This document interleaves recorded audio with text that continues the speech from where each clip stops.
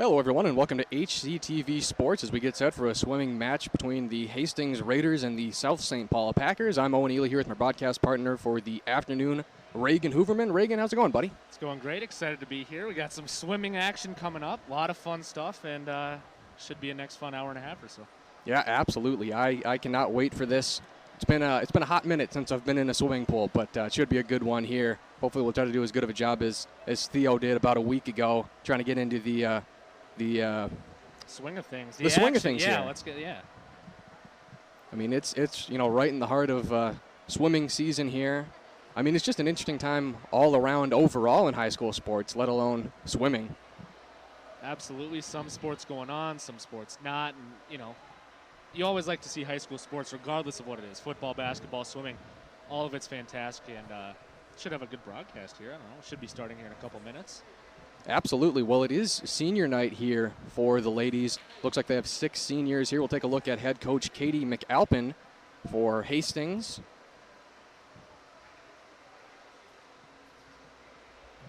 Looking to lead her team to victory here tonight.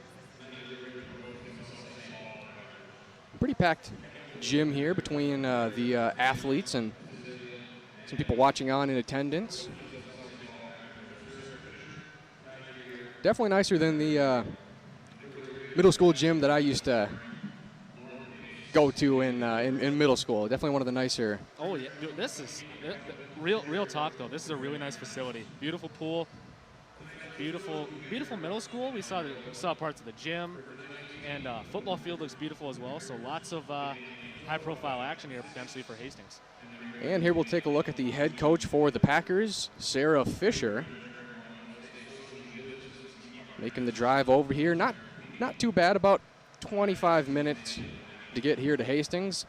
And looks like we'll get set for the national anthem here, so we'll take a short break. Don't go anywhere. This is HCTV Sports.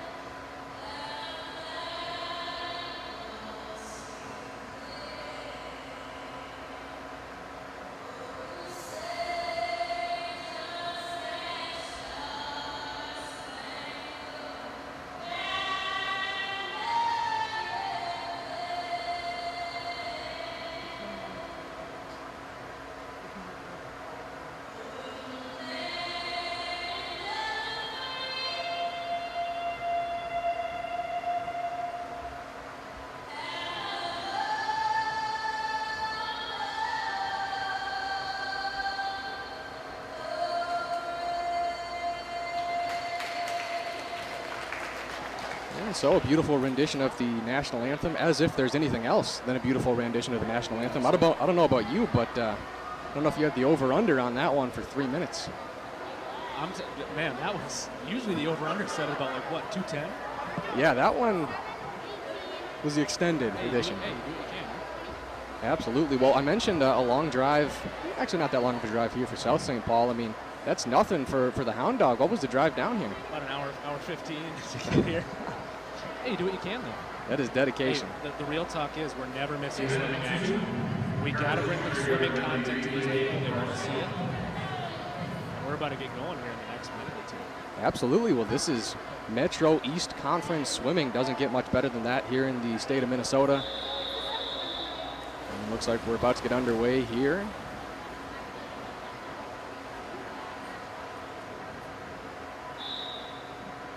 So first event of the evening. And we are underway here from Hastings, Minnesota. An early lead there on the far side.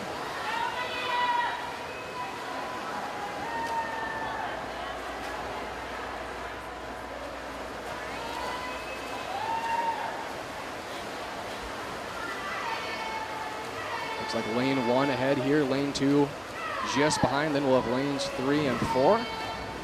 Quick transition into the pool for the first lane and off to a pretty sizable lead here.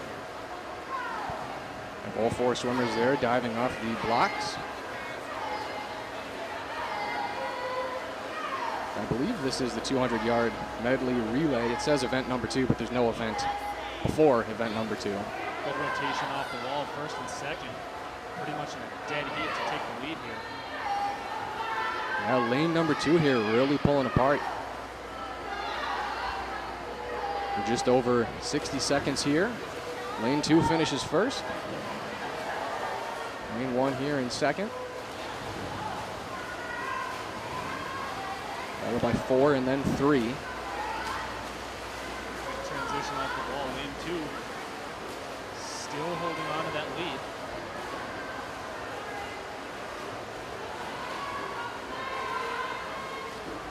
We'll have the 4 swimmers here up on the blocks once again. Looks like lane 1 is going to pull ahead here just by about a couple of milliseconds.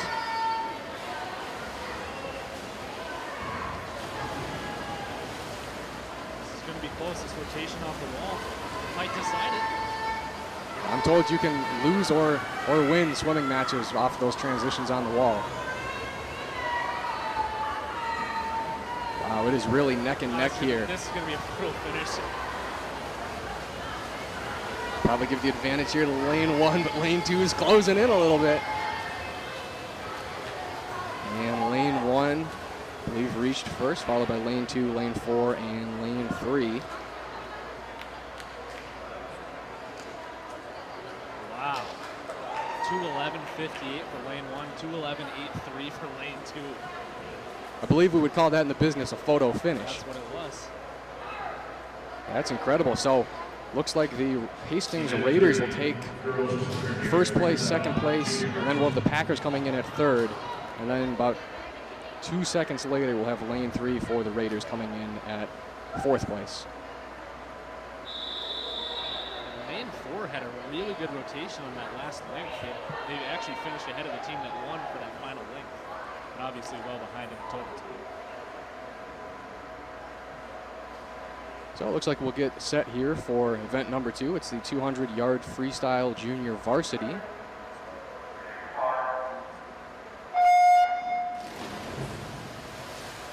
Good start. We'll have Ava McNamara, who's the only sophomore in lane number 3 here for Hastings. Everybody else is an 8th grader in the pool. Lanes 1 and 3 bunched up together, 4 and 5 trailing behind. Looks like maybe a slight edge to lane 3 right now. We'll see how they fare here on the transition. Lane 1 slipping a little bit behind, but ascending here. Lane 2 with the clear lead, but not by much.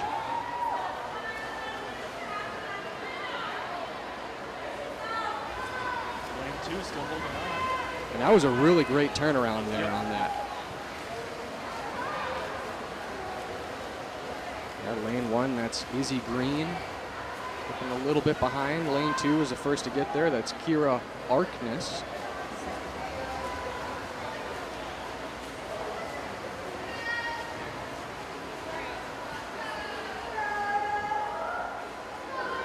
Once again, lane 2 here, Kira Arkness really extending the lead here. Looks like lane 1 and lane 3 are fighting for second place here. It's lane 2. Clear lead. Rotation. And it's becoming a rather sizable lead here for Arkness. Still lane 1 and lane 3 fighting for second place. Yeah, that's really all there is to swim for this one. Lane 2 having an excellent showing. Wow, every single turn around, she just gains more and more.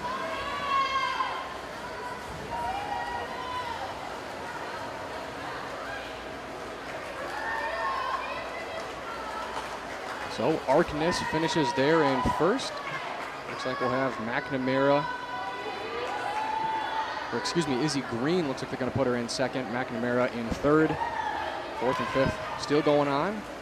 So nearly a 5-second victory for lane 2. Coming in at 2:06.07. Lane 1 in second at 2:10.81.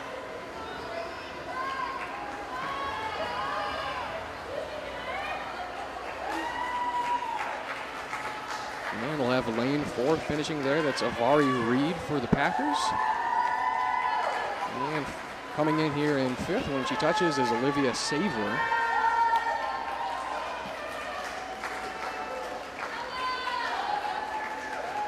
She'll officially reach the end there. Now I can't verify this, but that's a pretty famous name over there in South St. Paul, the Saver family. Pretty good hockey players over there. Really? That little nugget you pulled out there, that's nice. That's what you get when you cover the Metro East. You just pick up these things. That's broadcasting talent, no doubt about it. Absolutely. That's how they pay me the big bucks.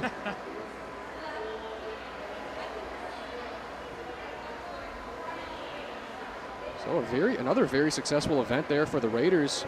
The Raiders finishing in the top 3 spots, and then the Packers there in the bottom 4 and 5 slots.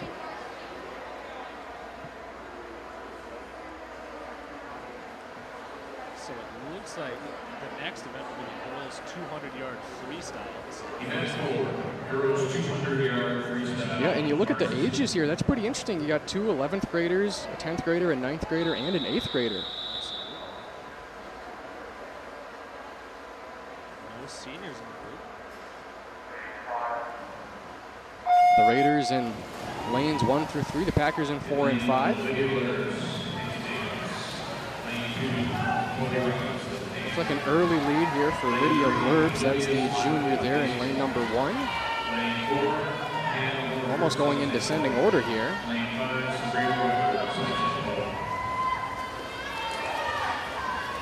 Smiley and Chloe Robinson fighting here for second place in lanes 2 and 3.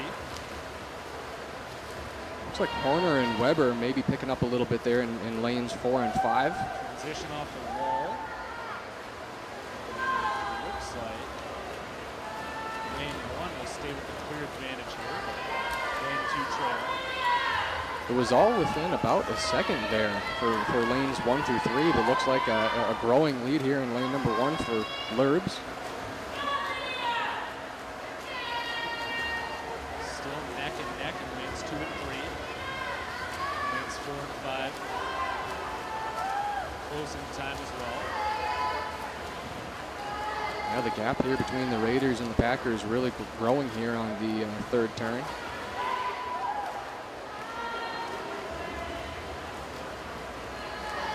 All 38 seconds for lanes 1 and 3. Or excuse me, a minute 13. We're talking tenths of seconds here between lanes 1, 2, and 3. This is what I live for. If they could see me, they'd see me. This is going to be a photo finish, man. I don't know if the water is a little less dense over there in lane number 1. Lane number 1's killing it tonight. I was going to say, lane 1 has been on fire so far, and we're in the third event. I don't know. Are the jets turned on there on that far side? They've got the hot tubs jets turned up. Yeah, that's why it's so warm here. Yeah, it's a tropical 95 degrees here. Really regretting wearing denim jeans. 99% humidity. Lane number 3 here pulling pretty close. Smiley and Lurbs neck and neck. Old-fashioned shootout right here between lane 1 and 3. This is Patrick Mahomes and Lamar Jackson here. Lane 2 not trailing by too much.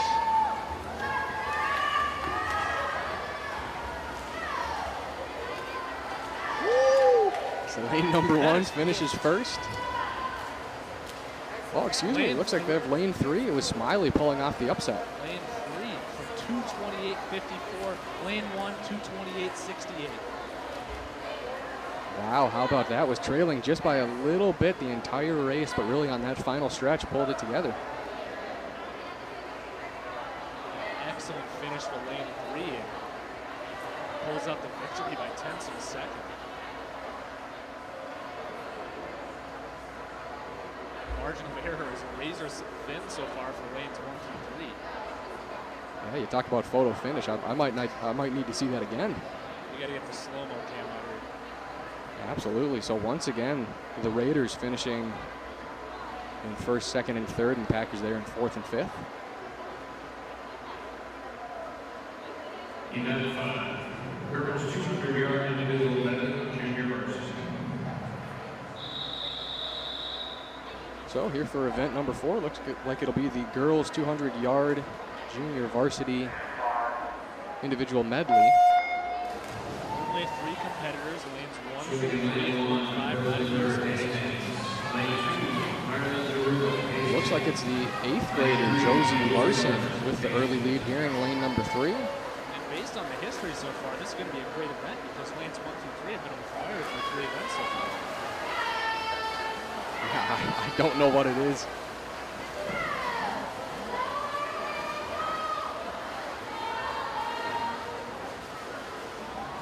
Larson is the first to touch.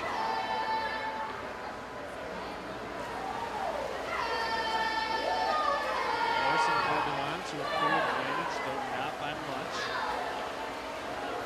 Lanes 1 and 2, essentially neck and neck. Rotation off the wall. A nice job there by lane 3. It's always crazy how far they travel underneath the water there on those turnarounds. So it goes 3, 2, and 1.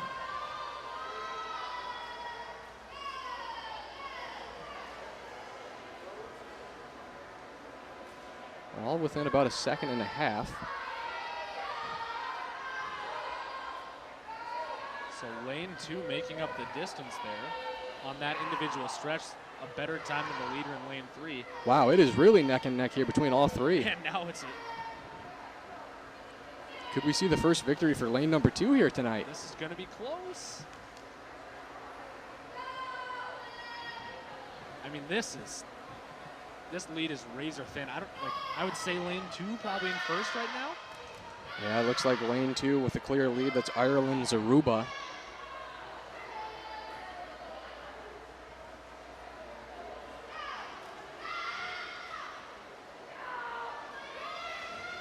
Looks like lane number 3 might have lost some distance there on that turnaround. More than 3 seconds behind in that individual stretch. So now it's really here between lane 1 and lane number 2. Lane 2 clinging to a small advantage. It's going to be close.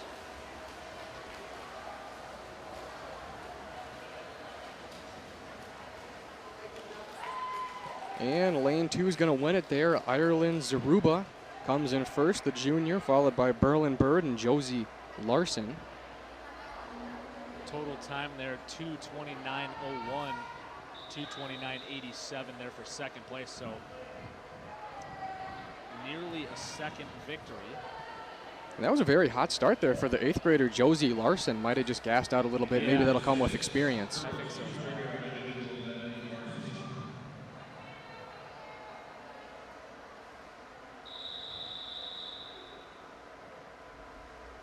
So here we'll have the girls 200-yard individual medley for varsity.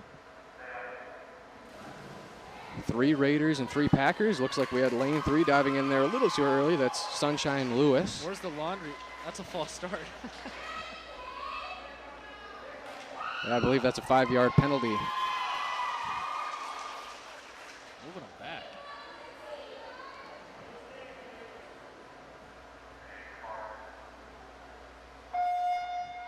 And they're off the blocks. A little bit of a late dive there for Abigail Brundick in lane number 6. Holy smokes, lane number 1 there. I was going to say lane 1 is dominating this race so far. Big rotation off the wall, and now extending it. Wow, Kendra Kosmowski. Boy, it's not even close. You wonder if she can keep that pace. This is a blowout right now.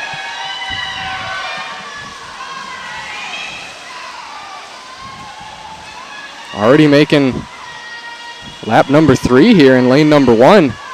And extending the lead even further. I mean, this is very impressive. Wow. She basically reaches for lap number 4 before lap number 2 was completed for Abigail Brundick in lane 6.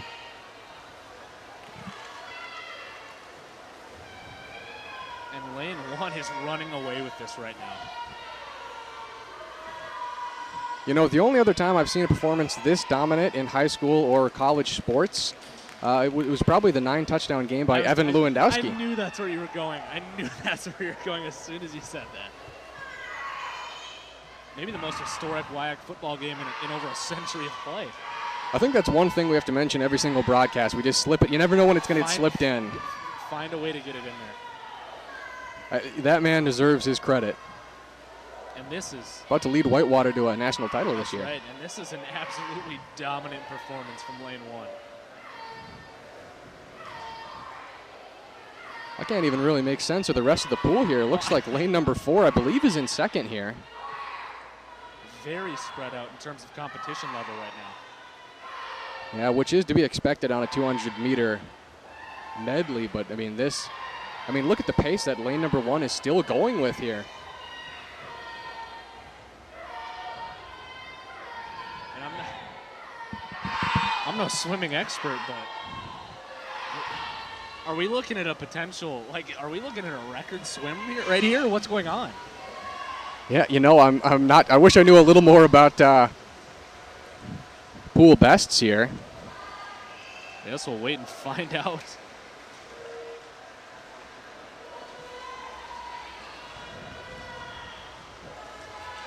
So lane number 1 has finished. My goodness.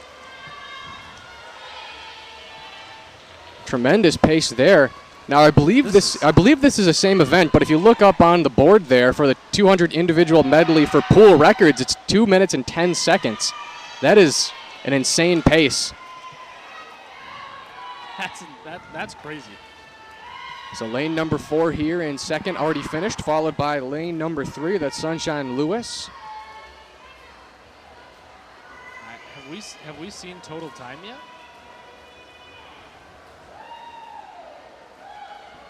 So lane 1. Wait, what? They have lane 2 listed as first place right there. Yeah, I'm not exactly sure what's going on with the board there. Looks like 5 is finished, and finally we'll get Abigail Brundick here, finishing in 6th for South St. Paul. I'm not.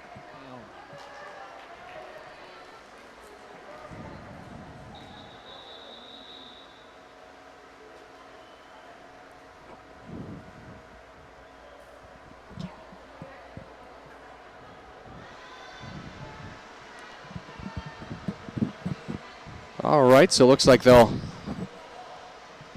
finally get those numbers official there up on the board. So wait, yeah, I'm just here.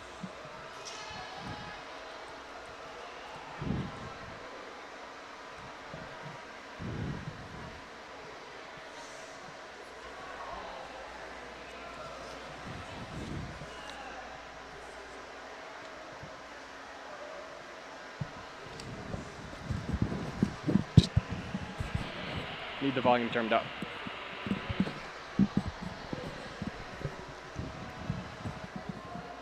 Yeah, I don't think my mic's live.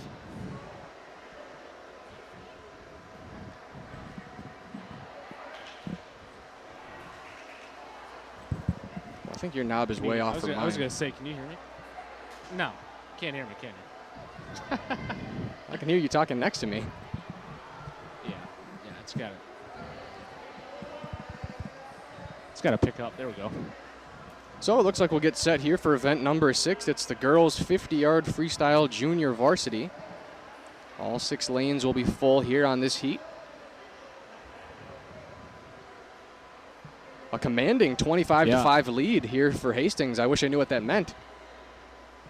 Well, you always love to see a dominant score, but I don't I don't know what's going on. 25-5. I don't know if that's as typical as a 17-14 game in football or not, but it sure looks impressive there up on the big board. 2-0 game in baseball. I don't know. Here we go. We'll have Emma Carter, a 10th grader there in lane number 1. Lauren Jenkins, a 9th grader in lane number 2. The rest are 8th graders. Final 3 lanes are the Packers. Oh, man. All right, here we go. Looks like lane 3 here with a small lead, a really quick turnaround there off the boards. Lanes number 5 and 6 trailing back, fairly competitive here in the top 3. Lane 3 looks like. Okay, well, they say. So it looks like Kira Arnis is going to finish first in this event.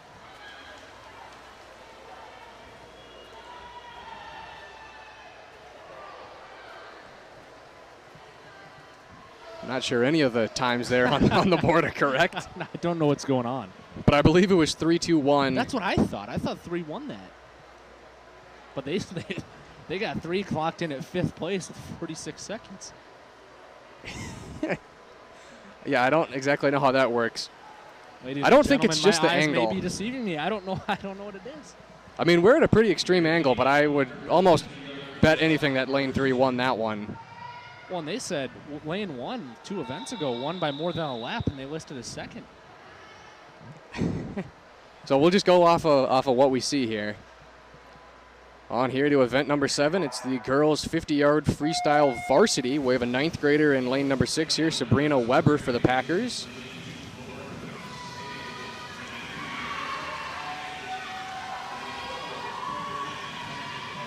Lane 1 is going to land here first. It's Jocelyn Brink. Really pulling away with it here. 4 and 5, neck and neck.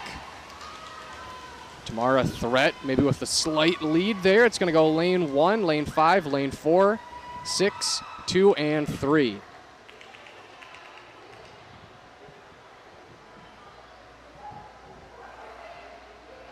I feel like that was a little bit better of a performance there from South St. Paul. I think they had number 2 and number 3 there, so some points on the board here for the Packers.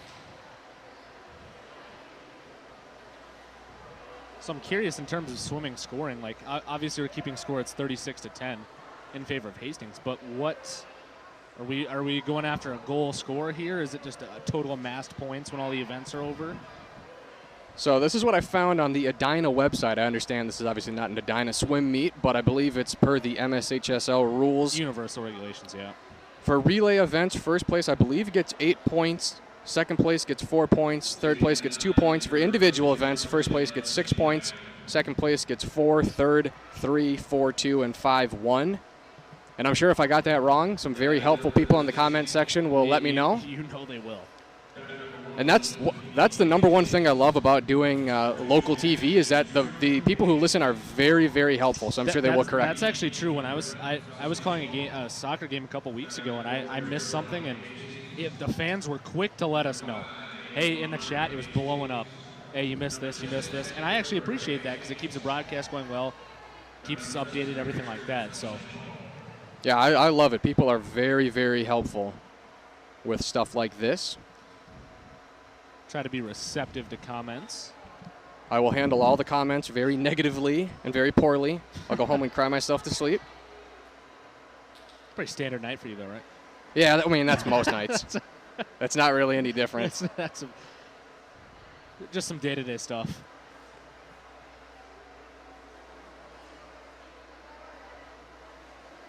I want to take just a second to apologize about some internet issues that we're having.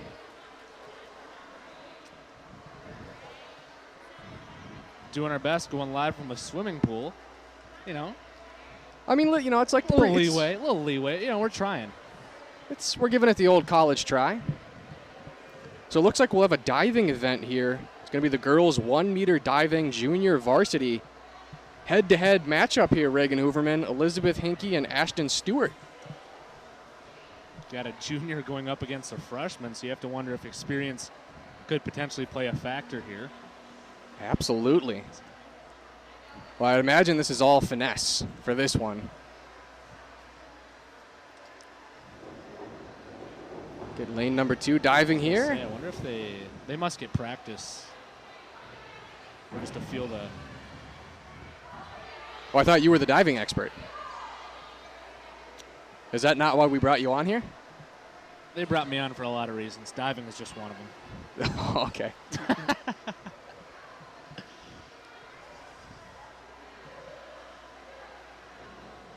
Yeah, so must just be some warm-ups here.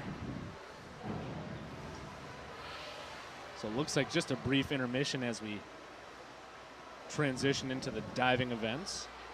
Now, I'm told you don't want to belly flop on this one and make the biggest splash possible. You know, in all my years of diving experience, which I won't go into the background because it's pretty extensive, but I would agree with that statement. I don't think you're looking to make a big splash here. I think that's my strategy if I was up there. I'd just do as big of a belly flop as I possibly could. Trying to get that wow factor with the judges, huh? I mean, I want something that they'll remember. You gotta leave a legacy on this event. Yeah, absolutely. So overall, some pretty competitive races earlier on in the night. Yeah, this has been good. It's been a good night of swimming. Not that I know what a bad one would look like, and hopefully we can see the judges' scores here, because we're not on the right side. I was wondering about that because I saw them sitting next to the diving boards. You have to assume. We might just have to give our personal scores. It's like a dunk contest. We're just gonna hold up pen and pad 8. You know, just like. We need somebody to drive a brand new sports car into the water. Is it as simple as that though? Is it a 1 to 10 scale, or how does this? I believe it's a 1 to 10 scale. Although obviously don't quote me on that. And it looks like we've wiped the points off the board. Overall score, at least. Yeah, I think the diving might be a separate thing.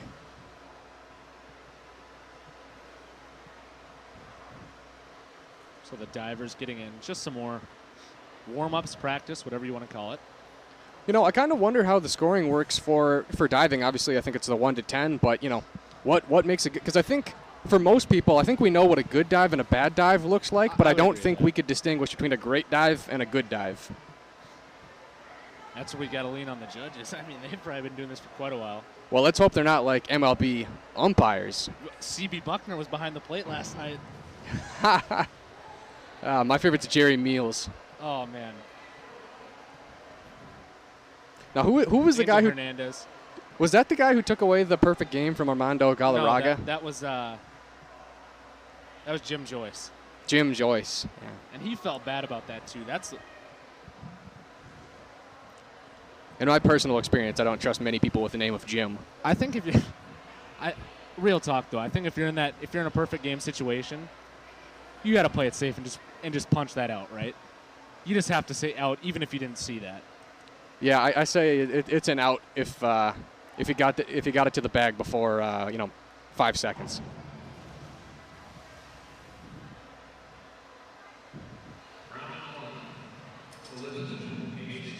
All right, so the PA announcer gets it going.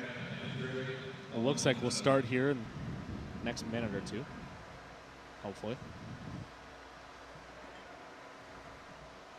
All right, again, this is event number 8. It's the girls 1 meter diving junior varsity. I believe that's Elizabeth Hinkey, the junior, up on the diving board.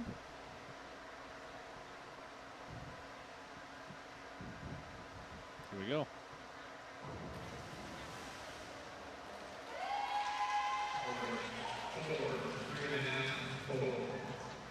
Is it out of 5? It might be out of 5. I guess we'll find out with the next dive, probably. Personally, it's a 5 out of 5 for me. 3.5 from the scoreboard, 5 in our hearts. Too true. Well, here's the freshman, Ashton Stewart.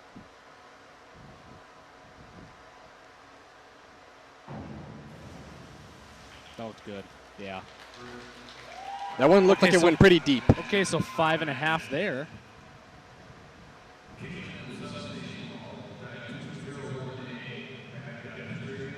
So maybe it is out of 10? I would have, at this point, I would assume so. I'm sure someone in the comments can let us know. So I believe we've moved on here to event number 9. Girls 1 meter diving varsity. I believe that was Grace Gerlach. Couple of 4s. Looks like straightaway 4s.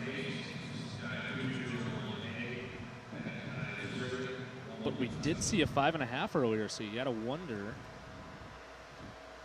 That is impressive. the max scores. Here we go. Ava Mamer on the boards.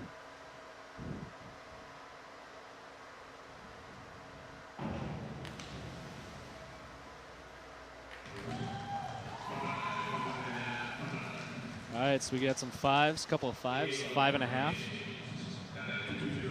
So competitive dive right there. Uh-oh, somebody threw the towel in the pool. Quite literally throwing in the towel. Annika Tverberg, I'll the get senior. crushed for that joke. It was a dad joke. We got a 6 on the. It must be out of 10. It has to be. Well, then I feel like the 3.5 we saw earlier was rather low. I don't know if I would have gone that low. I mean, it didn't look bad to me, but I'm also not a diving ref. That's what I'm saying. Grace Gerton here. First packer up.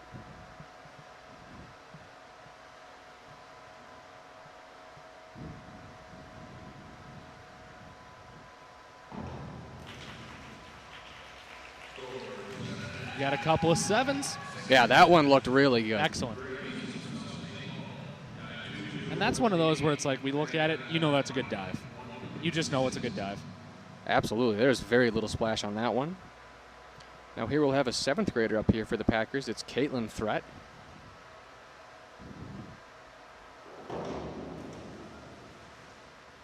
Bit of torque coming off the board. 6.5, 6.5, 7.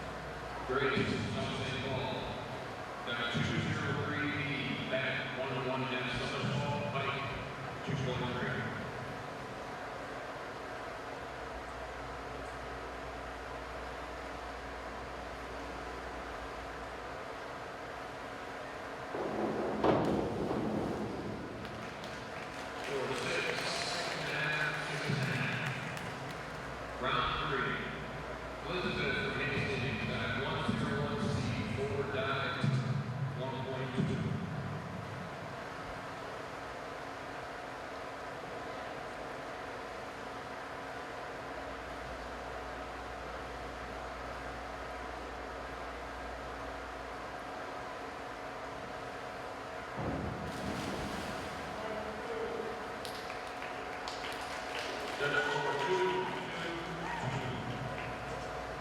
Action for Hastings at 401C. Inward dive, 1.4.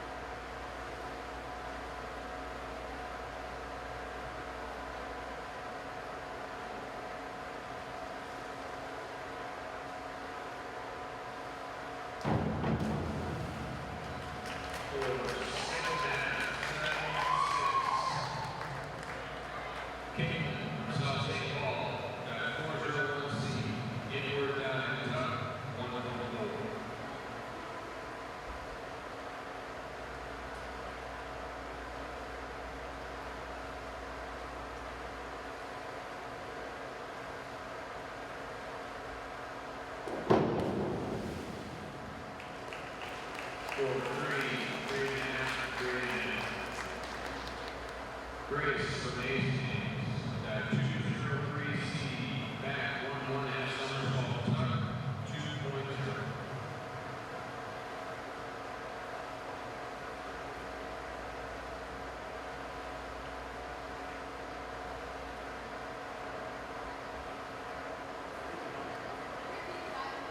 At 203C, back 1-1 somersault, tuck, 0.0.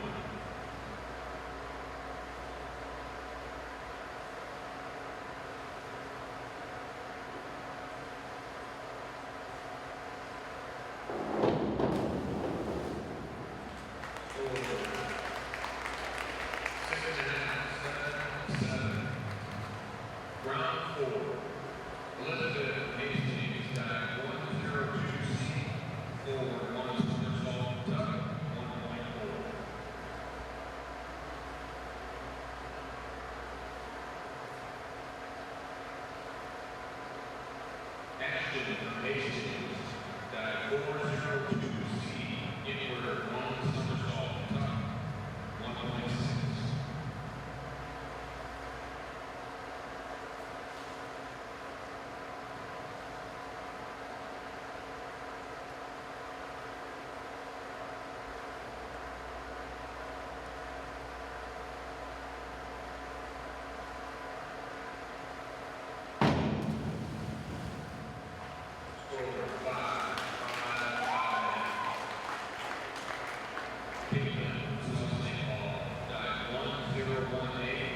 Forward dive straight, 114.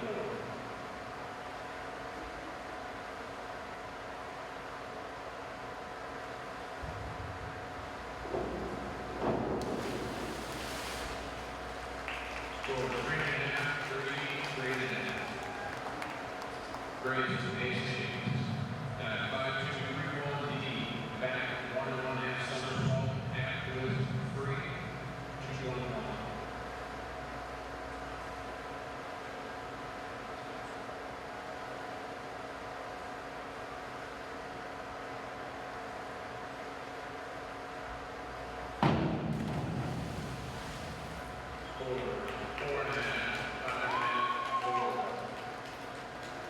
Ava from Hastings, dive 401C.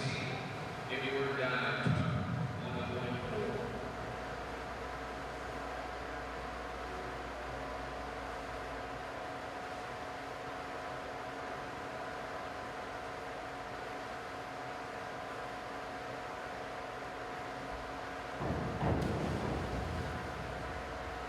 Score 6-6-6.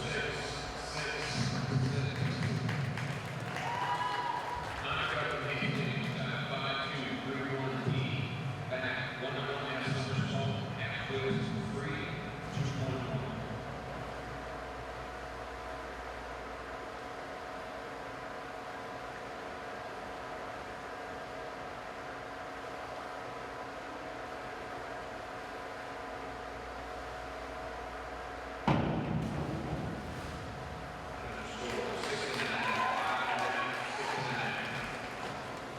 Grace, Sausage Ball, 403C, inward 1-1 somersault, tuck, 2.2.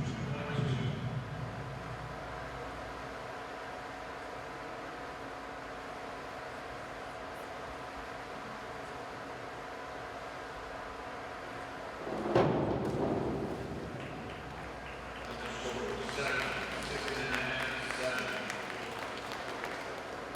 Round 5. Ashton from Hastings, dive 201A. Back dive straight, 1.7.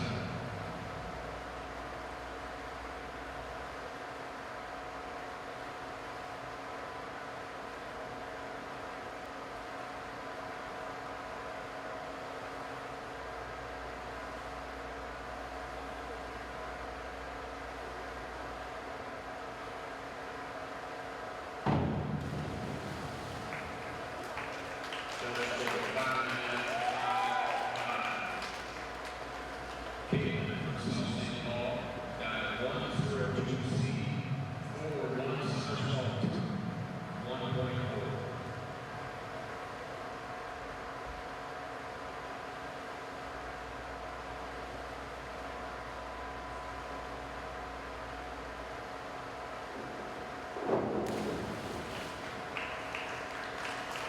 Score 3, 3.5, 3. Grace from Hastings, dive 103B, forward 1-1 somersault, height, 1.7.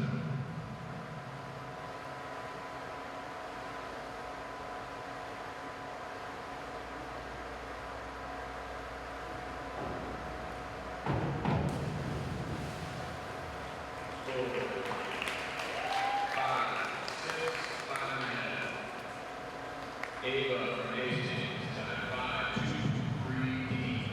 Back 1 somersault, 1-1 twist, free, 2.3.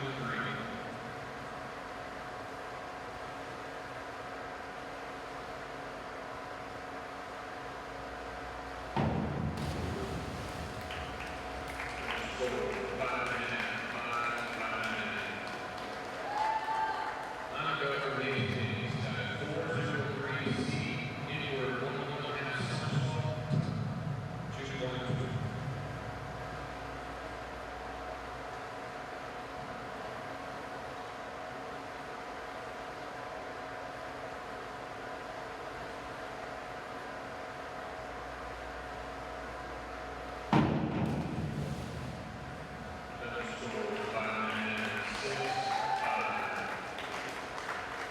Great, Sausage Ball, dive 104B, forward 2 somersault, height, 2.3.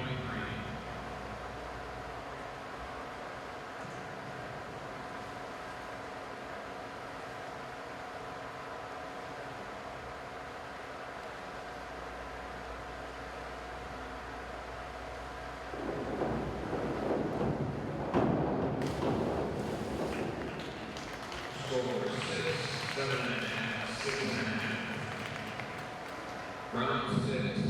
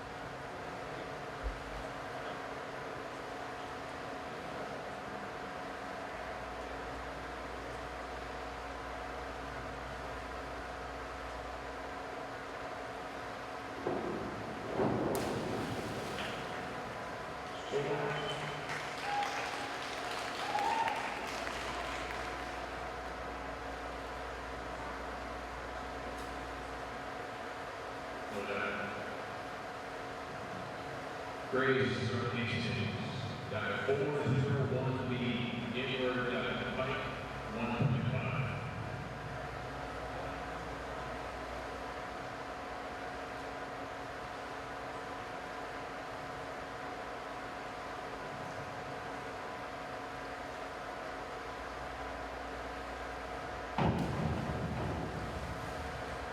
Score 7-6-6. Ava from Hastings, dive 5-2-5D, back 1 somersault, 2.5 twists, 3, 2 points.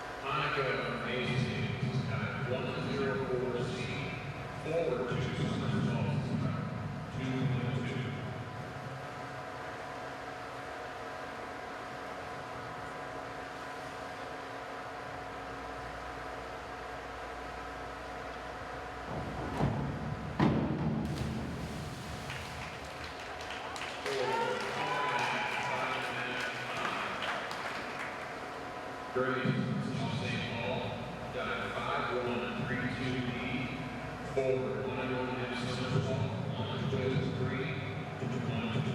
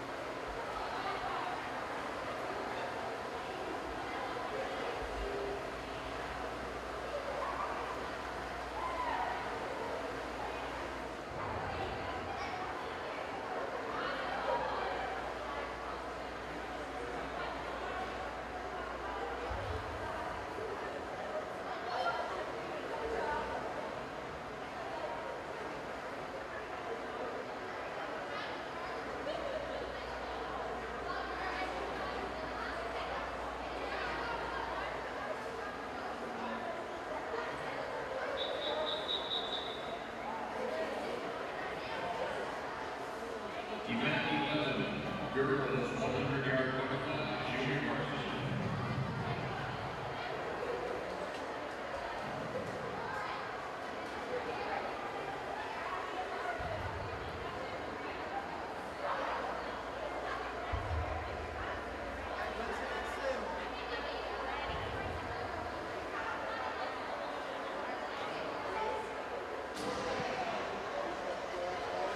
Hello, everyone, and welcome back to HCTV Sports as we get set for the continuation of this swing meet here between the Hastings Raiders and the South St. Paul Packers. I'm Owen Ely here with my broadcast partner for the night, Reagan the Hound Dog Hooverman. Reagan, right. How's it going, buddy? It's going all right. We're ready to fire this bad boy back up. Got some more racing coming up here and should be some high-level competition, especially with lanes 1, 2, and 3, which have been on fire tonight. Lane 1 has been ridiculous here tonight. I believe this is event number 9. It's the event number 10, it's the girls 100-yard butterfly junior varsity. It's a mouthful to say. Got through it, though. Boy, doesn't get closer than this after the first turn. Highly competitive race through the first stretch. Off the wall and now staying close, moving into the second rotation off the wall. Now, personally, I'm unbiased. I'm not rooting for any lane or rooting against any lane, but I do think lane 2 hasn't won. You know what I would like to see? I'd like to see some competition. Not that there's anyone in 4 and 5 right now, but I'd like to see 4 and 5 get competitive here in the next few races. Pool's definitely slanted over to lane 1. Lane 2 and lane 3 neck and neck here for the lead.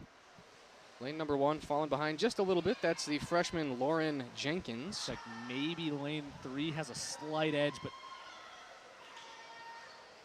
really close here so far. So it looks like they're going to give it to lane 2 by 0.2 of a second. Yeah, but we got to see total time. Oh, yep, you're right. These scoreboards have been screwing me up. 101.03 Wow. for lane 3, 101.08 for lane 2. And I'm just bringing this up. I would never. What is that, 5/100ths? Yeah, something like that. And I would never question the integrity of the scores. I'm just only bringing this up. I'm not saying it applies here, but you wonder, like, human error has to be at least, the distance between those two. So you wonder, if we went to like super slow-mo, how that would fare. Well, I wonder. I think the actual stoppage of the clock is automated. Oh, really? So you touch that, it ends. Oh, see, I didn't know that. You're probably right. That's why there's a sensor bar down there. Yeah. Okay, never mind. Throw that out the window. It's probably how they did it in the 70s. They've got some old man with glasses on, timing with a stopwatch from Walmart. Yeah, you never know. Might have felt like that a little earlier. You never know. So that's a win there for lane 3. That was Ashton Stewart. We'll get sent here for event number 11. It's the girls 100-yard butterfly varsity. This time we got 6 lanes. We have 3 Raiders and 3 Packers. Skewing pretty young here for the Packers. They have a 10th grader and an 8th grader in the 2 nearest lanes. So all 6 lanes in use here for this race. Lanes 5 and lane 6 staying underwater for a significant period of time there off the block. Lane 3 with a really nice start. First rotation off the wall. That's the senior Sydney Mayers. Really pulling ahead here. Lanes 2 and lane 4 fighting for the second spot. Looks like lane 5 is in third place. That's Chloe Patnode, who I believe is a goaltender for the Packers. Hey, you dropping more knowledge. It's another very see, when you call so many high school sports, you start to remember family names. I remember getting told that from someone who was 20 years in the business, and he's like, it flies by. You're like, is that your cousin or is that your daughter? Yeah. Because you've been doing it for so long. It's like lane 4 with a lead. Yeah, that's Tamara Threat. Really pulling away here. This might be the first victory here for the Packers. She can hold on to the lead here. Great deal of variation between the rest of the pack here. Really kind of clearly going in order here. So lane 4 is going to touch first. That's Tamara Threat, the junior for the Packers, followed by lane 3, lane 2, lane 4, and looks like lane 6 is probably going to have the advantage here for 5th place. And in lane 1, finishing in 6th place there, is the sophomore for the Raiders, Shannon Olson.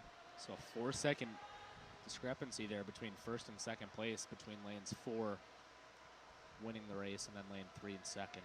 118 for lane 4, 122 for lane 3.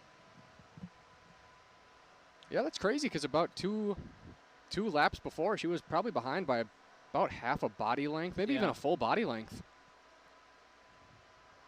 Turning on the jets. Good rotations off the wall and then just executing the last couple lengths. I mean, I don't do a lot of competitive swimming, but I'd imagine cardio is a pretty big factor, and we've seen that in play for a couple of these heats.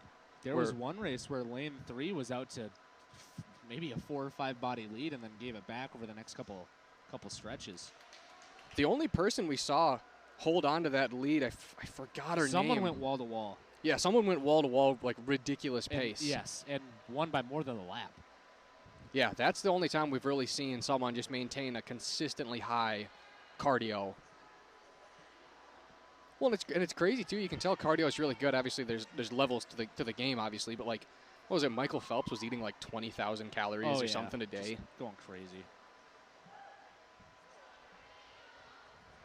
I wonder how much that time, like when that guy was in his prime, how much time do you think he was in the pool a day? Like, were we talking like 12 hours? Like, probably enough to get pruny. Yeah, that's no doubt about that. Got the raisin fingers. Meanwhile, the preparation for Ryan Lochte was probably a little different. Spent all his time in convenience stores. Well, I wasn't going to go there, but I didn't say maybe shopping. I don't know. Buying a Slim Jim. All right, event number 12 here. It's the girls 100-yard freestyle junior varsity. We have no lane 5 here. I was going to say nobody in lane 5, but lane 6 in use. Very competitive here in lanes 1 through 3. That's Clara Birkin, Berlin Bird, and Kendall Jenkins, respectively. Dominating showing here from Hastings so far. All 3 racers out in 1st, 2nd, and 3rd place. So South St. Paul must have done really good in the diving, because you look at the scores, it's actually gotten a little closer here, 58-35 on the big board. And I think when we finished our first iteration of the swimming, like, I don't know, 40 minutes ago or so, it was like 38-10 or something like that. So they've closed the gap a little bit.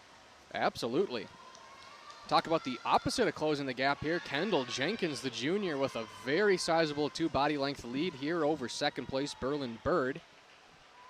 She'll reach first, Bird in 2nd, and Clara Birkin, the freshman, in lane number 1, finishing in 3rd.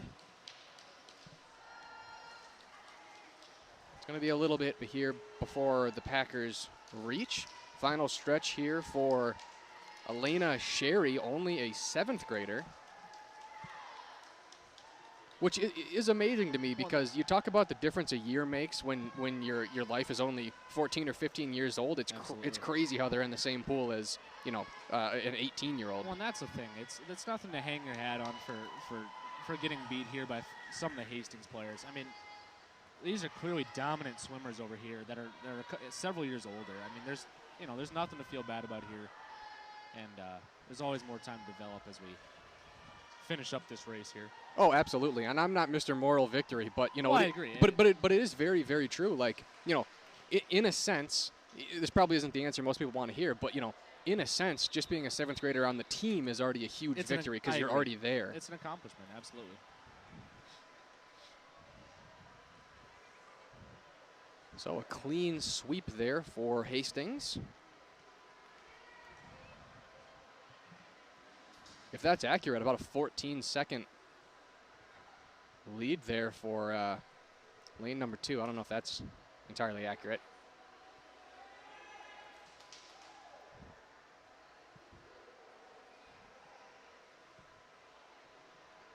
Either way, we're on to event number 13 here. It's the girls 100-yard freestyle varsity. Still only 5 in this heat.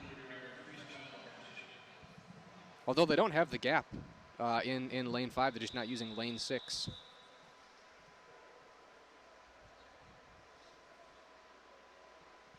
Two swimmers out here for the Packers are juniors.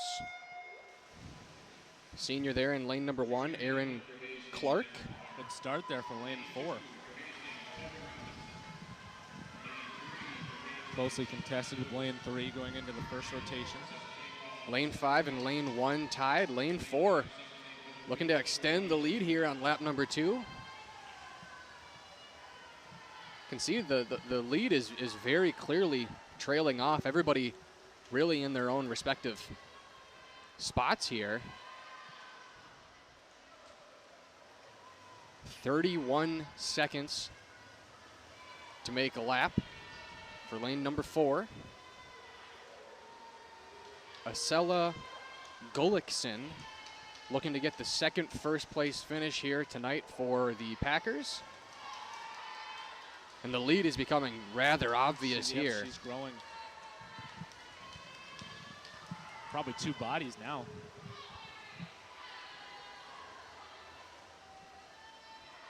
And that's a great finish. A dominant victory there in lane number 4 for Acela Gullickson. Looks like Sunshine Lewis was in second, followed by Chloe Robinson, Rita Ortez Flores, and Aaron Clark, the senior, in the 5th spot. And Gullickson starting hot, finishing hot, going wire to wire for the victory. That's like a coast-to-coast tomahawk slam. Absolutely. Lopping it off the backboard to herself.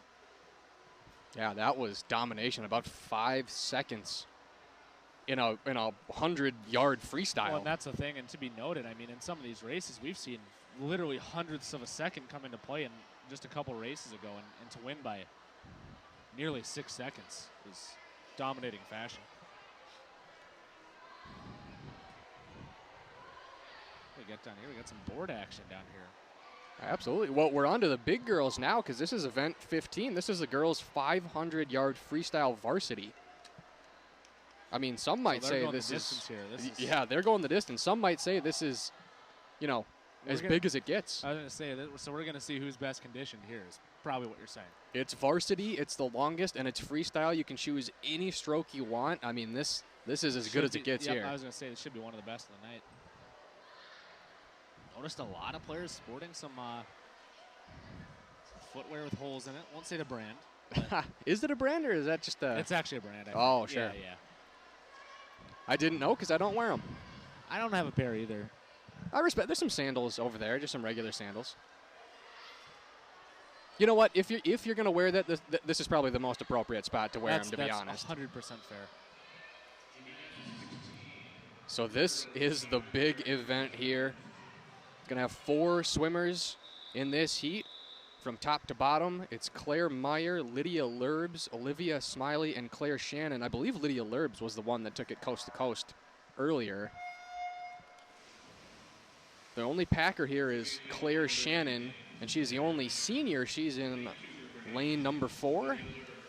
Gotta wonder if experience will come into play here, knowing how to pace herself in such a long event like this. Sounds like we got a human-made vuvuzela going out here. Sounds like the South African World Cup back in 2010. Sure, the U.S. wasn't in that, were they? I don't think they were. I don't know that for a fact. When was the last time we competed for a World Cup? 1960. I have no idea. So lane number 1 here, trailing behind by a significant distance. That's Claire Meyer. Kennedy administration. Yeah, you have to go by administrations. Yeah, I know. So the lone Packer in the lead here as we go to lap number 3. Just leading by a couple of handfuls there is Claire Shannon. But Smiley and Lurbs not too far behind. Extremely competitive so far between lanes 3 and 4. Lane 2 not far behind. Actually, you know what? I think Smiley was one with great cardio because I think she was the one that pulled it off in the final lap. Okay. It's so hard with all these events. Yeah, there's a lot of events here. But there's definitely names that stick out to you. Behind by about 2/3 of the length of the pool there is Meyer. Might be neck and neck here in lane 3 and lane 4. Lane 3 actually might have a slight lead here for the Raiders. So you got to think these boards are just letting their swimmers know how far they are. Yeah, I think it's the laps. Yeah, Let you know how many laps.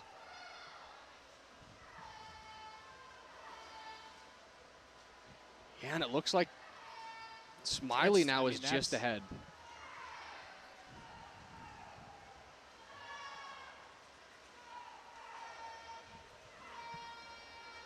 And Lydia Lurbs has kind of trailed off here in lane number 2, but the lead is ever ascending here for lane number 3.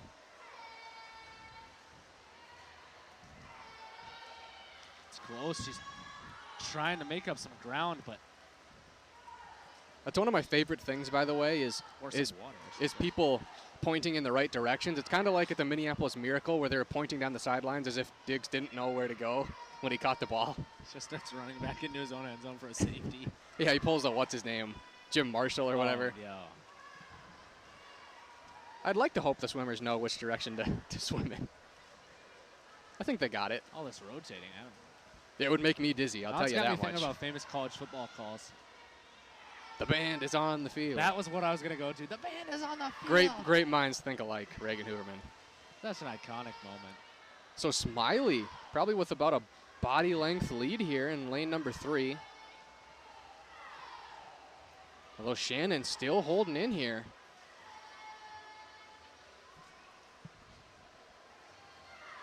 Now that lead slowly growing back for lane 3.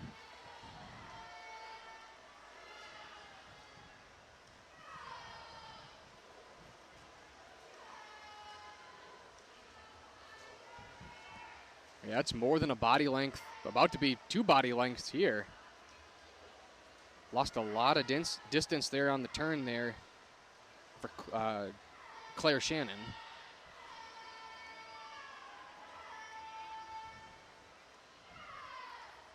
I wonder if we can get a late pull here from Lydia Lurbs. Still about half a pool behind. Although it seems like she's been pacing herself nicely here in lane number 2. Now that lead growing from 1 body to 2 bodies to potentially even extending nearly to 3 bodies as we get into turn 13. Yeah, it is becoming very obvious here that Olivia Smiley's pulling out the victory. Yep, it's getting away from her. Now it's essentially a fight for second place between lanes 1 and 4. Well, 3rd place. Oh, yeah. For 1 and 4. Or no, excuse me, my bad. Oh, I was going to say. Oh, wait, no. So it's lane 3, lane 4, lane 2, and lane 1. So somebody was lapped, essentially. Because these two are on 15. Lanes 1 and 2 are on 13. Lanes 3 and 4 are on 15. Yeah. So they're well behind. Well, Lydia Lurbs is only behind by about a pool length. Yes. North of 5 minutes here on this 500-yard freestyle. It's just about not blowing a dominant lead here. It's just about not channeling your inner 28-3 on this one. As long as Matt Ryan's not in the pool, any lead is safe. Why are we on the air? I don't know. Lead's still growing here for Smiley. I bet anybody listening didn't think they'd hear a Matt Ryan reference. I bet they didn't expect to hear all the references that we had here.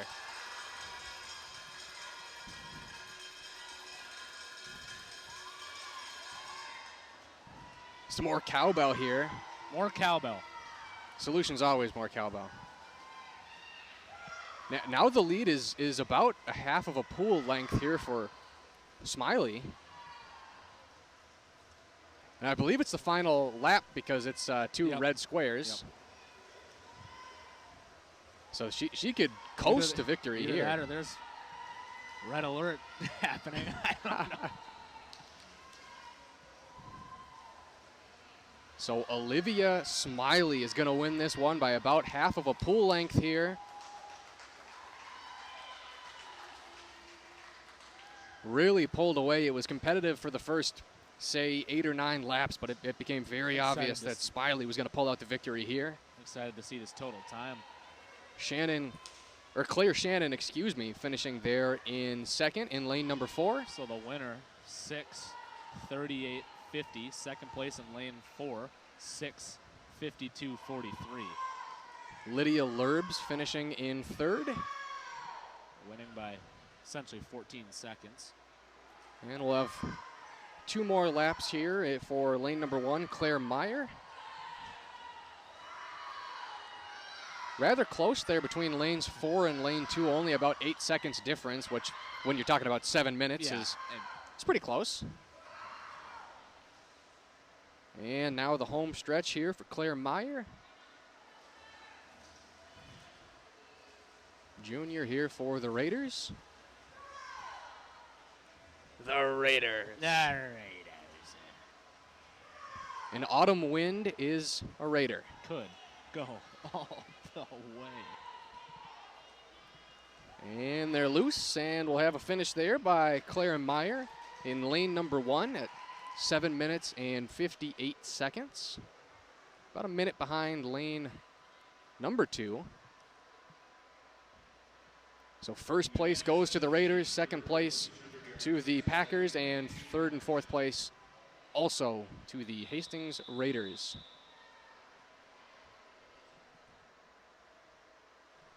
Boy, that was a lot. We're pretty much on a sprint here, 200 yards. Yeah, this is going to be a old-fashioned shootout and an extremely fast race.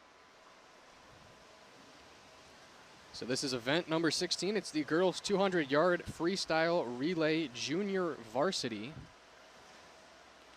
Lane 2 with a slight lead over lane 3. Lane 4 trailing behind.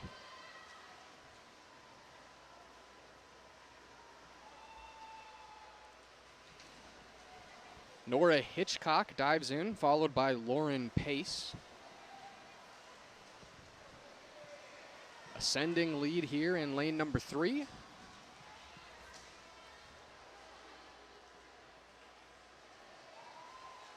About to dive in here for the Packers is Olivia Saver, as we'll get the finish by Destiny Massacote. A very, very young team here for the Packers. 3 8th graders and a 7th grader.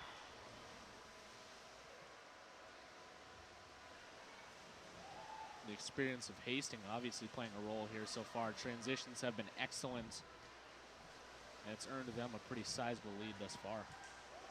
Yeah, you talk about junior varsity for Hastings. I mean, there's 3 seniors in 2 of these heats for the Raiders and a handful of juniors, some sophomores, so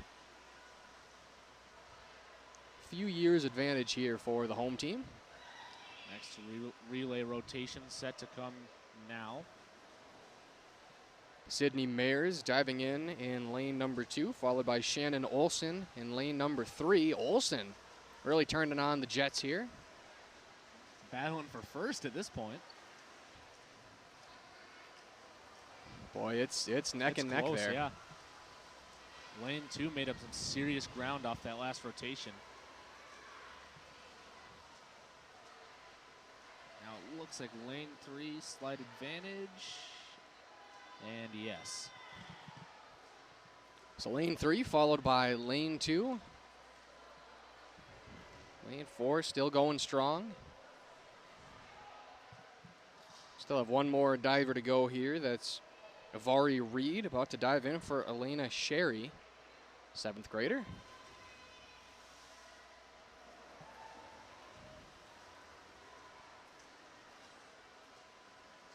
We said it before in a couple of the other races. It's nothing to hang your head about. I mean, you're a young team. Like we said, you've got 7th and 8th graders playing on this level for a reason. I mean, they're clearly going to be good swimmers, but they just need a couple more years to develop compared to Hastings, which is throwing out, sophomores, juniors, and seniors in some of these races. I mean, it's a good scenario for both teams. It really is. You could look at, well, why does Hastings have seniors on the junior varsity? But, that speaks to how deep they are, how dominant of a program they are, and then conversely for the Packers. And, the brilliant thing is that this shouldn't kill confidence because it's essentially, obviously you're racing against opponents, but really you're racing against yourself. It's Personal not times, exactly. Yeah, you don't take a beat down like in football or any other sport. It's really just you trying to improve independently from other people, but at the same time you're still competing. Yeah, exactly. All you gotta do is you gotta beat yourself, beat your previous score, beat your personal best, and so 3 minutes and 11 seconds there for the Packers. We'll quickly move on here to event number 17. It's the girls 200-yard freestyle relay varsity. They're flying through this. It's like they got dinner reservations or something. So the Raiders are in lanes 1 and 3. The Packers in lanes 4 and 5. Lane 4 with a half a body length lead here.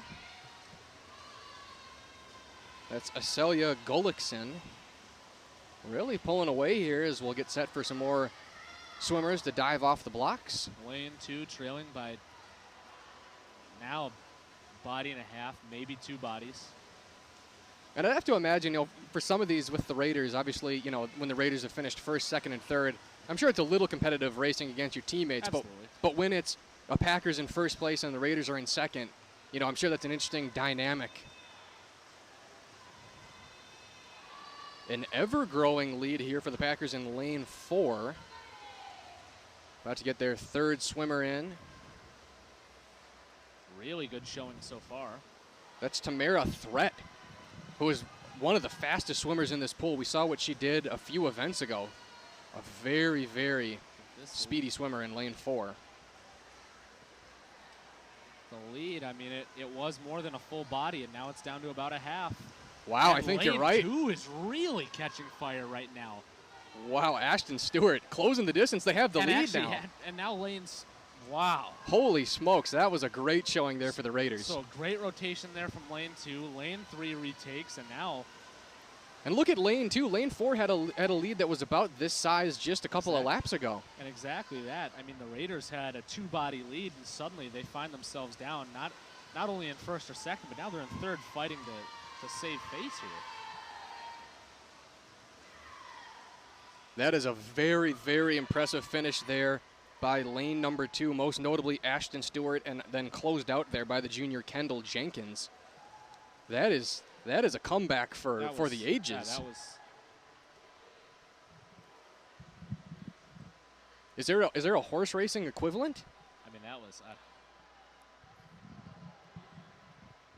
Who've been the Triple Crown winners recently? Do you know?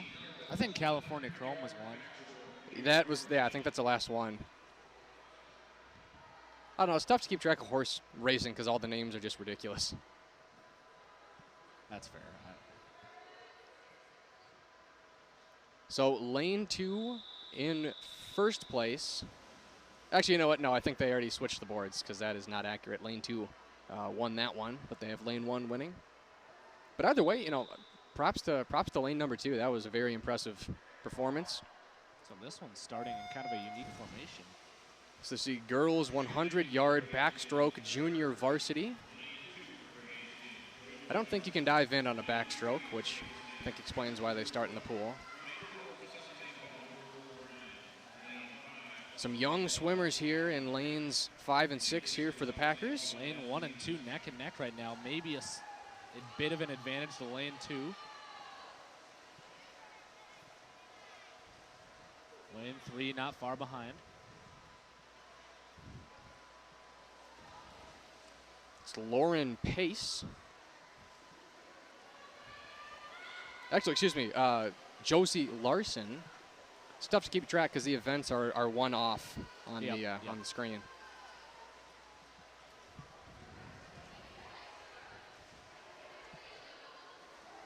So I believe it's the final stretch here in lanes 1 and lanes 2. Larson with the slight lead.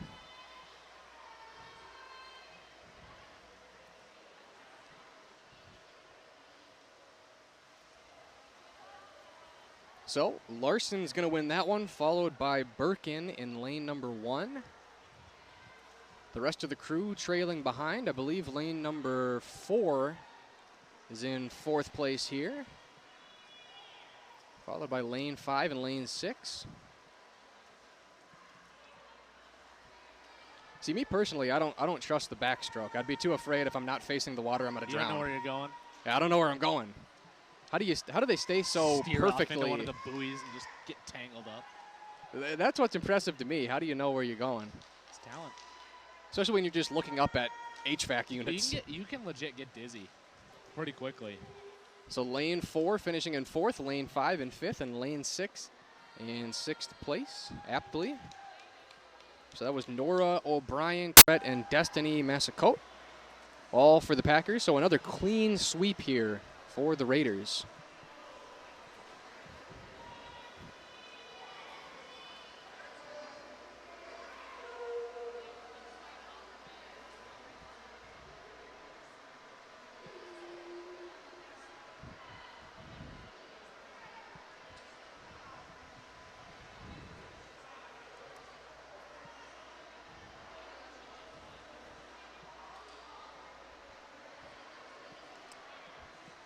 So in a moment, we'll move on to the girls 100-yard backstroke varsity.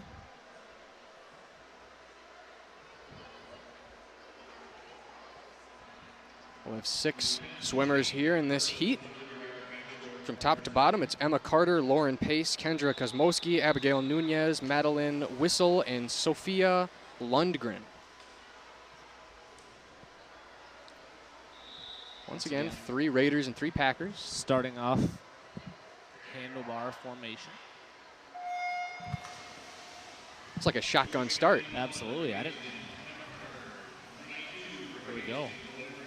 Well, it's going to be a shotgun start 8 days from now, I'll tell you that much. It's an 8 days. First Raiders home football game. Oh. That's what I like to hear. Absolutely. Lane 3 here with the early lead. Kendra Kosmowski. Packer here in 2nd place is Abigail Nunez in lane number 4. Lane 3 with about 2 bodies right now. Lead seems to be growing here. It's growing. Rotation off the wall. It's still impressive that Nunez is hanging in there. She's only a freshman. This lead's getting bigger. Honestly, I don't think the Packers have more than like 2 or 3 seniors and juniors on their roster. I don't know if there was a real decline in joining the swim team in like 2016. Well, that's the thing. I mean, you got to think maybe not 2020, but 2022, 2023, where is this team at? It could be a dominant team with a lot of this young talent. No doubt. So first place there was Kosmowski, followed by Nunez. We're racing here for 3rd place. It's going to be won in lane number 1 by Emma Carter, the sophomore. 4th place won here by Madeline Whistle. 5th for Lauren Pace, the only senior in the pool. And then in the 6th spot there is Sophia Lundgren, just an 8th grader.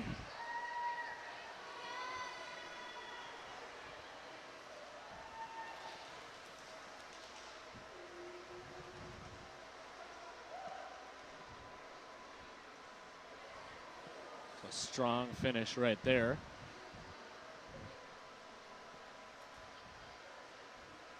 So we'll look to reset for the next event. Not too bad of a showing there for the Packers, winning 2nd place, although they did win 5th and 6th place, but that was a pretty good swim there by Nunez. Yep, making a mark near the top of the leaderboard right there.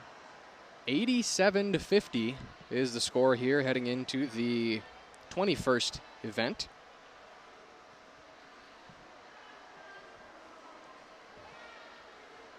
We'll have the girls 100-yard breaststroke junior varsity. A senior and a junior in lanes 3 and 2, respectively, for the Raiders.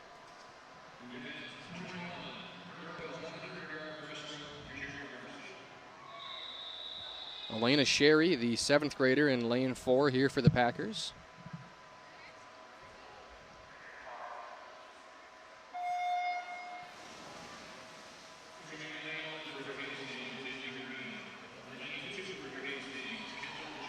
Five lanes in use. Hastings, swimmers out 1st, 2nd, and 3rd place. Real tight knit there towards the lead. Trailing well behind here are the 2 Packers.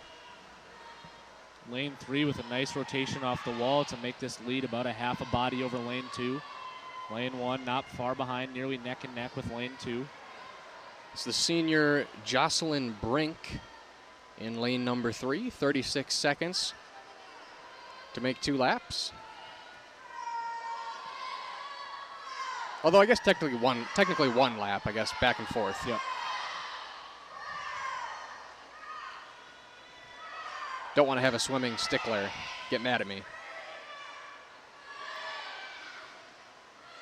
Very big lead here in lane number 3, considering this is a 100-yard event.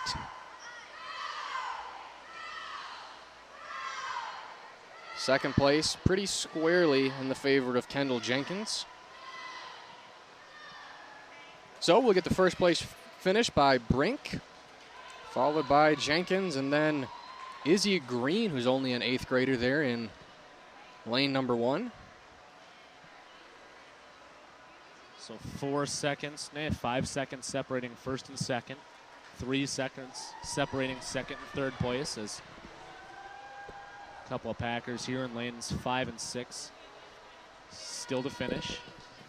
Excuse me, lanes 4 and 5. So it's going to be the 7th grader Sherry here finishing in 4th place. And pulling up the rear here is Olivia Saver.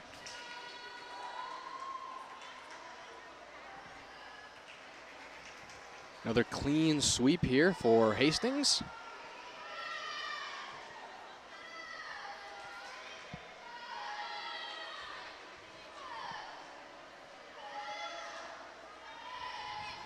And the finish by Saver.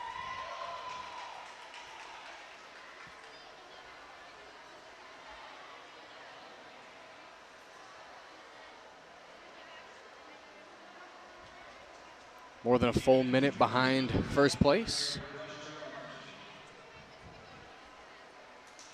And we'll move on to the girls 100-yard breaststroke varsity.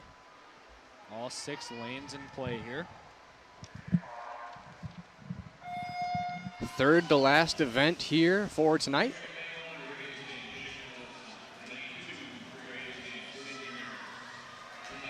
Lanes 2 through 4, pretty close. Notable slight lead here for lane number 3. That's a good start from lane 4. Getting out of the gates early, trying to keep it competitive with this older Hastings roster. Hitchcock in first place, followed up by Gullickson and Mars. Mars falling behind a little bit, might get swum up on, excuse me, by Abigail Brundick. Got to choose your colloquialisms very carefully. About a 2 body length lead here for Hitchcock.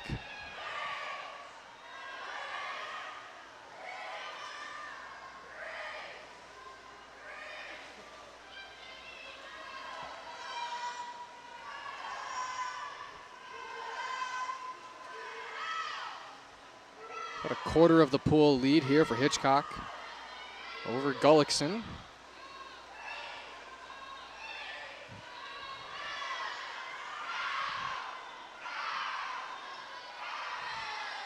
And Hitchcock is going to win this one, taking first place. Second place is going to go here to Acela Gullickson. Pulling up here in third place is Sydney Mars, the senior. Fourth place now touching is Abigail Brundick there in lane number 5. Race here between lane 1 and lane 6. Looks like it's going to be one here between lane 6. And for being such a young team, this Packers team, they're still managing to find a way into the top 3, with lane 4 finishing in second place. Hannah Horner there, the 8th grader in lane 6 in 5th place. And then pulling up in the rear there is the 10th grader Shannon Olson. So another match largely dominated by Hastings, but there's something to like if you're a fan of the Packers finishing there in the top 3. Looks like they just flashed the score, 96-57 up there on the scoreboard in favor of Hastings, this home team. 2 more events to go here. Both of them are the 400-yard freestyle relay. The one up next here will be the junior varsity relay. And we only have one team doing it. Hard to lose this one. I would think so. I would think so. In this one, I suppose it's just about your PB. Hey, we could always be playing for a pool record. You never know what could happen here. That is very true. That is very true. I'd love to see a record get broken. Like, wouldn't that be awesome? Would we even know if it happened, though? Well, we'd have to. I'm sure there'd be some cheering or something. They just start tearing down banners of old records.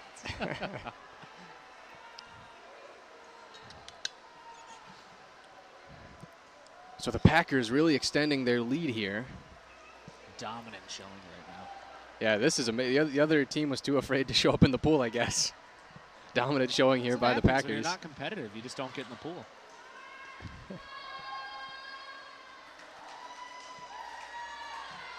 So is this... So this is event 23, girls 400-yard freestyle. Yes. So you got to wonder, has Hastings used all their swimmers? Is this Packers have a bigger roster? You know, like, your guess is as good as mine on this one. Yeah, I'm not too sure. Maybe they're trying to add some style points. Do points count if your other team doesn't even enter the pool? I think they have to. If you're letting the race happen, you got to add points, right? That's interesting.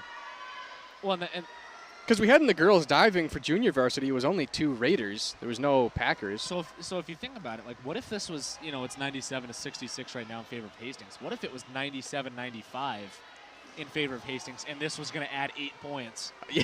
Like, what do? Do you just throw together a scrum and say, go out there and just try and compete? Because you do get points for finishing in second. Well, exactly. You know what I mean? You know, you got, yeah. Do they send you and me down there? Do we still have high school eligibility? I was going to say they could throw us in the pool. I got to have something left in the tank. Did you graduate a semester early? Can we get back out there? I wish I did. I'm listing my last semester of eligibility at Hastings to compete in a swimming. Are you a graduate transfer? To compete in a girls' swimming race. Are you like some of those Australian football punters who come over at like age 27? Oh, like that Vedvik guy that played for the Vikings? Yeah, Cameron Johnson's a punter for the Eagles. I think he's like 30, but he's only been in the league for 2 years. Hey, I was at the press conference where they signed Vedvik. Oh, no.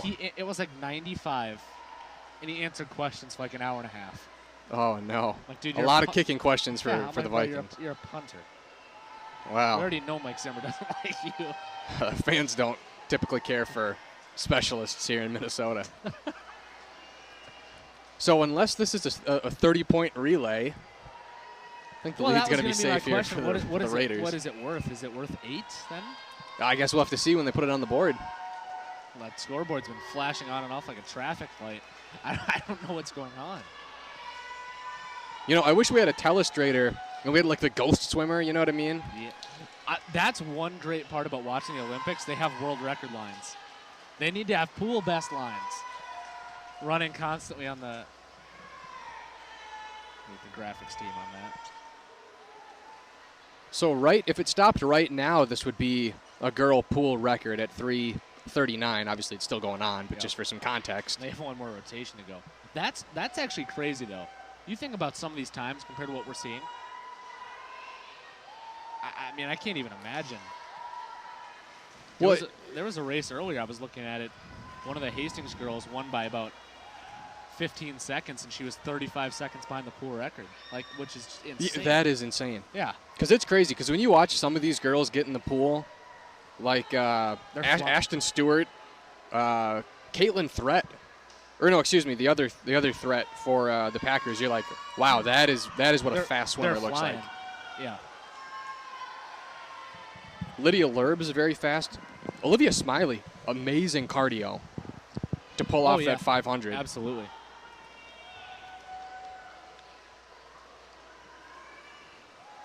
About a minute north of the pool record. Some of these records have been, I mean, they're from the mid-90s, some of these. The golden era of swimming, some might say. Got a couple from 97, 96 up there as well. Well, that was the golden era for Hastings swimming, because you look at the two banners up there, 89 and 95. Kind of go with the twins a little bit. Although I think 95 was the year that I think the Blue Jays won with a walk-off home run from Joe Carter. Whoa. Baseball historian. I know, I'd make Theo proud. Yeah. Unless I got that wrong, and then, of course, and then, I get pilloried. Yeah, well, it wasn't me. Someone else.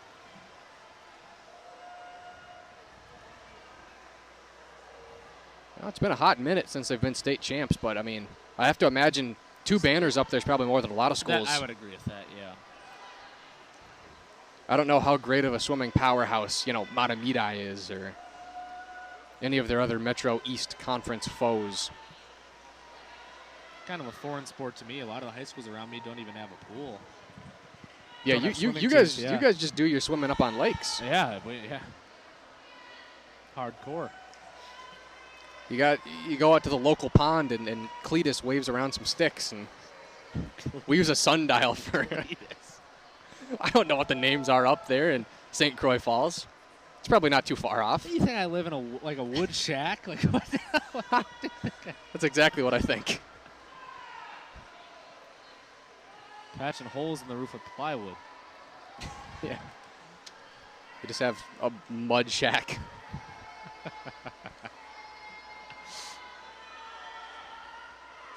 Although I will say, that's some beautiful country up there. Taylor's Falls. Some of those cliffs are really... It's really nice, yeah. It's crazy when you go up there and you're like, oh, this is real wilderness. Like, that's an actual cliff that if I went too far on, I'd fall. Yes, someone fell a couple months ago, and that was, not good. It's a long way down. Well, and that's the thing. That river's moving a lot faster than people think. Oh, yeah, I wouldn't swim in this pool, let alone a river. I'd swim in this pool. I'd love to go swimming. Hey, I don't know if you brought your Speedo, but we can get you in here after. Nobody wants to see that. Well, it won't be on camera, trust me. Yeah. The good people of Hastings, Minnesota do not want to see that. Keep it off the camera. So I think this is the finish here. Should be. It's crazy to think about the 400 record there as we'll get the finish here for the Packers. Well, that's, you look at that. 3:33 would be the school record. We're talking about 4 minutes. That's just ridiculous. That's dominating. It's almost like there's a reason it's a record. Oh, yeah. Well, that's 6 years ago now, going back to 2014. Well, I'll tell you something else. What you like to see up there if you're a fan of Hastings is that a lot of those school and pool records are by Hastings and not by opponents. Absolutely. There's nothing worse than when Someone an opponent. dominating your records, yeah. Yeah. So here's the final event of the evening. It's the girls' 400-yard freestyle relay varsity.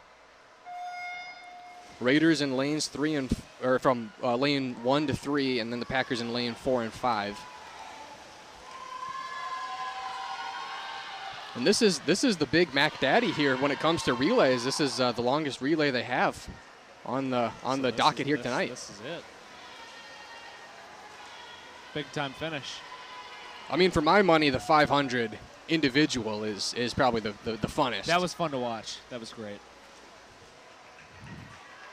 It's like watching a Randy Johnson fastball, except in slow motion, because you got, so much time to watch it. Really breaking out the baseball history tonight. Well, I can't bring out my swimming history. Well, except for Lochte and Phelps. Throw in a Mark Spitz reference. Woo!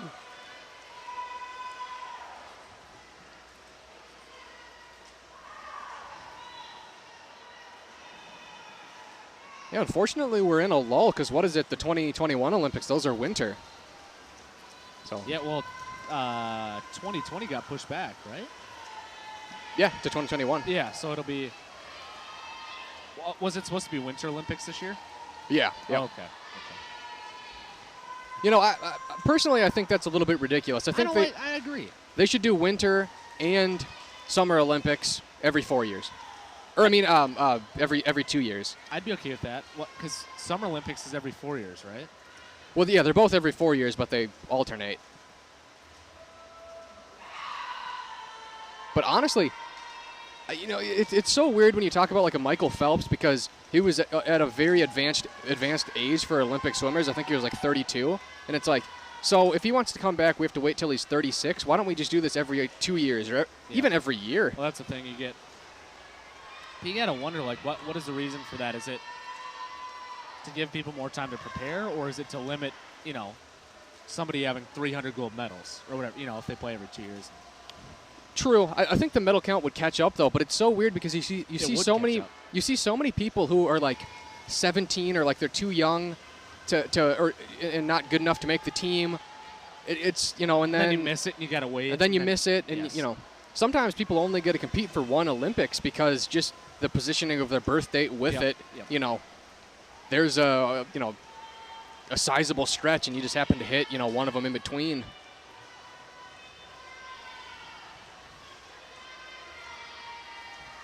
Looks like a lead here in lane number 3.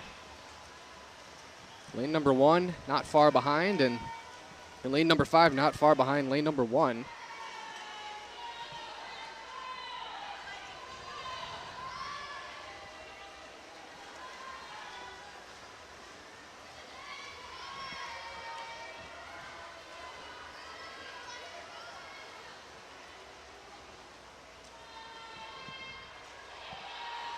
And we'll get the finish there in first place, lane number 3, followed by lane number 1, lane number 5. Or excuse me, not lane number 1, lane number 3 with the finish. Actually, no, what am I talking about? I don't know what's going on. I think it's the humidity of this pool that's getting to me. Well, they're running they're announcing new winners every 8 seconds. Yeah, that scoreboard throws me off.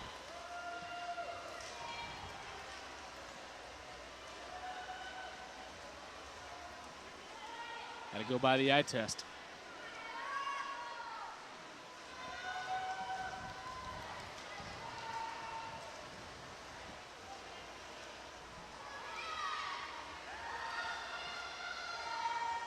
So lane number 3 here in the lead.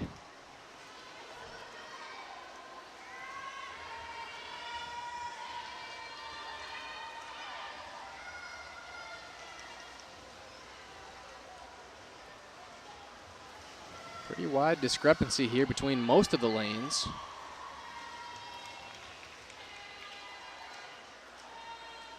So lane 3 and a photo finish. Yeah, no kidding. That was real close. Lane 1 shortly behind in second place. Here we'll have lane number 2 in third place. Yet another clean sweep here for the Hastings Raiders.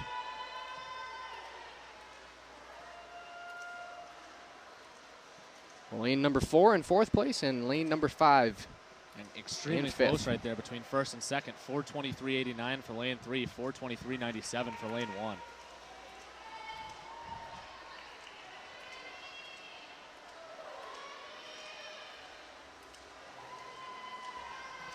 I mean, there hasn't been too many events here where, you know, a single swimmer or a single group of swimmers has taken a massive, massive lead. A lot of photo finishes here.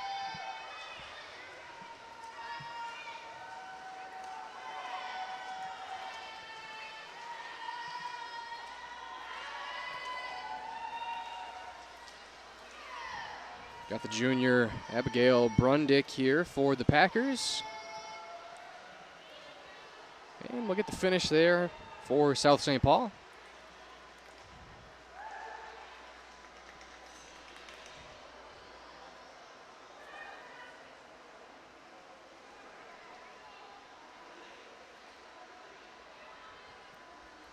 So yeah, like you said, what is that?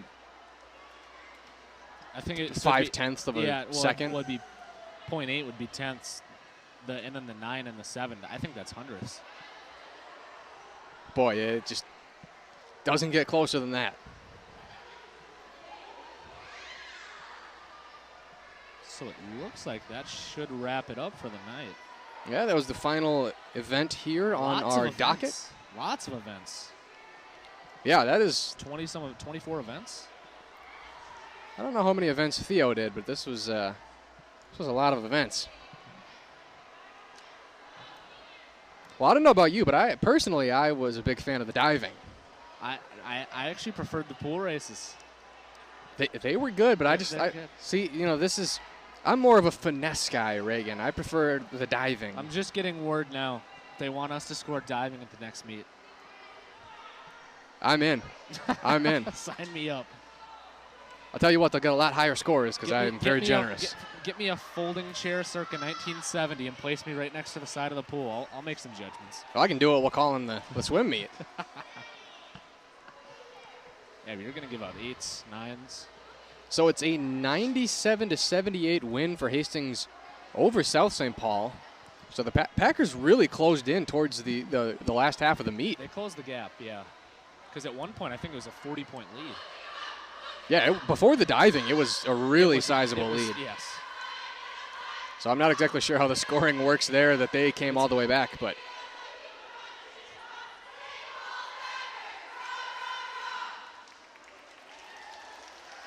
got the old. You ever do anything like that for your high school basketball?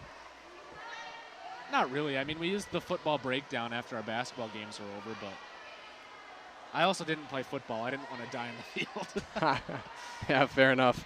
Fair enough. Solid sportsmanship here from both teams.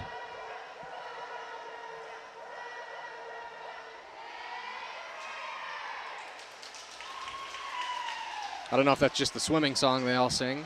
Yeah, I couldn't tell you.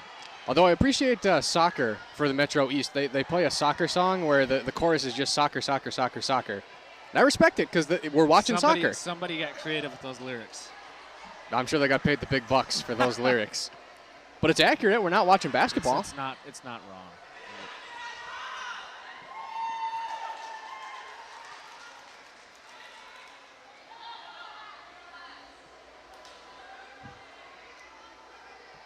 So with that, we'll wrap it up here from the Hastings Middle School. Special thanks to producer and director Hunter Pinkey, announcers Owen Ely and Reagan Hooverman, camera operators Chip Elmquist and Max Slocum, and on graphics and audio, Hunter Pinkey. Thanks for tuning in, everybody. This has been HCTV Sports.